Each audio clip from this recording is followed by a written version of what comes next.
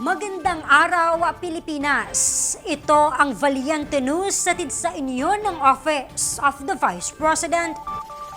Pinaghandugan ng rice food boxes ng OVP ang mga kababaihan at tricycle drivers sa bayan ng Sesmuan, Pampanga. Narito ang report.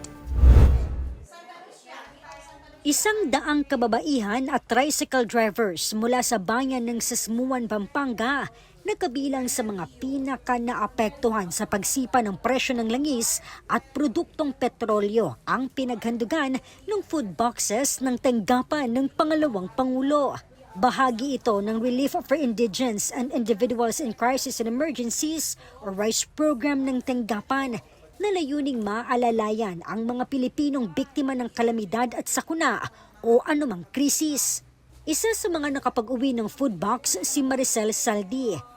Anya, simpleng handog man ang natanggap, malaki na ang kanilang matitipid sa pambili ng pagkain sa loob ng ilang araw. Actually sa amin, 5 araw na yun yung 5 kilong bigas na yan.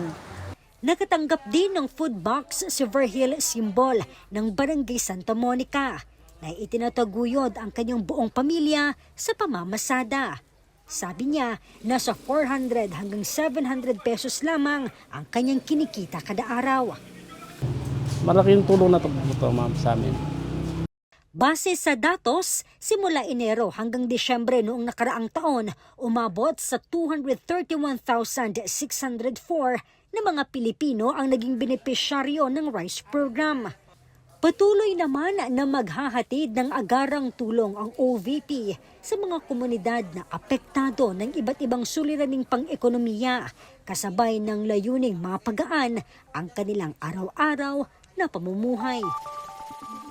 Abangan ang iba pang mga balita dito lamang sa Valiente News.